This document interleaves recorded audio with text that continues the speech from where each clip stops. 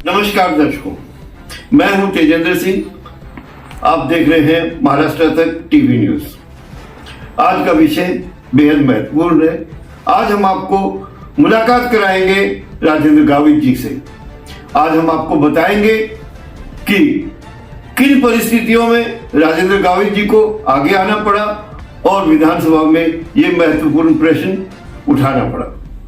पिछले बुलेटिन में हमने आपको दिखाया था कि किस प्रकार से विधानसभा में पुरजोर तरीके से लक्ष्यभेदी प्रश्नकाल के दौरान श्री राजेंद्र गावित जी ने आदिवासी लोगों के हक की आवाज उठाई थी। 1628 आदिवासी लोगों के हक के लिए पुरजोर सिफारिश की थी।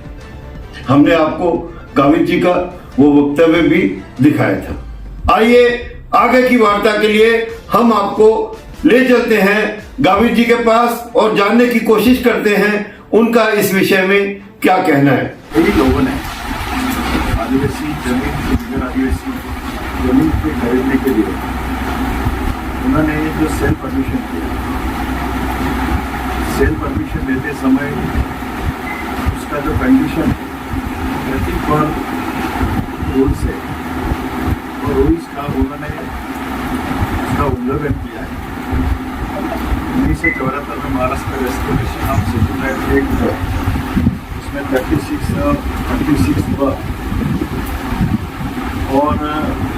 और भी मतलब क्या है कि कई ऐसे कानून हैं।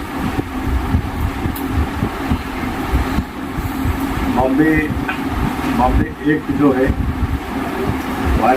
2006 का एक्ट है, और यहाँ पे 1966 का कलम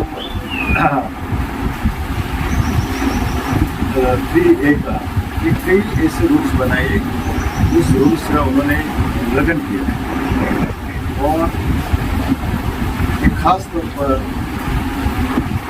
मुंबई, नासिक, नागपुर, औरंगाबाद, अमरावती, पूना और थाना जो MMR क्षेत्र है, जो महानगर पालिका क्षेत्र है, उसके आजू बाजू में जो आदिवासी की न्याय जमीन वो गैर कानून के तौर पर उन्होंने खरीदा है। दूसरी बात रही आदिवासी को समझे, फॉर एग्जाम्पल 1 करोड़ की समझे लैंड की वैल्यू, तो वहाँ पे उनको 90 लाख का चेक विड्रॉल के लिए लिया और 1 करोड़ का चेक उन्होंने डिपॉजिट के लिए दिया। उसमें से 90 लाख रुपया उसने निकाल लिया और सिर्फ 10 लाख रुपया उस आदिवासी को। ऐसे कई केसेस हैं। उस केसेस के बारे में मैंने महाराष्ट्र विधानसभा में लक्ष्यभेदी सूचना के तौर पर जिन लोगों पे अन्याय हुआ है, जिन लोगों की उनको फंसाया गया है, ऐसे लोगों को आप जमीन उसको वापस दिया जाए, इसके बारे में लक्ष्यभेदी सूचना के तौर पर राज्य के महसूल मंत्री ने बहुत ही अच्छी तरह से उन्होंने जवाब दिया है। जिन लोगों को फंसाया गया है, जिन लोगों को नीति और शर्ती का उल्लंघन किया गया है, उस सभी लोगों को उसका इंक्वायरी करेंगे और कोकण डिवीजन के रेवेन्यू कमिश्नर को उसके तौर पर यहाँ पे उसकी इंक्वायरी की जाएगी, और इंक्वायरी करने के बाद यदि वो वहाँ पे गलत ढंग से जो ज़मीन हासिल किया है, वो ज़मीन वापस उस आदिवासी को वापस किया जाए। इस तरह से उन्होंने बहुत ही मतलब अच्छा निर्णय लिया है। और इसमें यदि आदिवासी पुलिस कंप्लेन करने जाते हैं, पुलिस भी उनका मतलब शिकायत करने जाते हैं, तो उसका सही ढंग से उसको जवाब नहीं दिया जाता है। जो बिल्डर है या भू माफिया है, उनको ज़्यादा पुलिस वाले भी उसको सपोर्ट करते हैं। कई पॉलिटिकल लोगों ने आदिवासी जमीन हासिल करने के लिए प्रयास किया है, हासिल भी की है।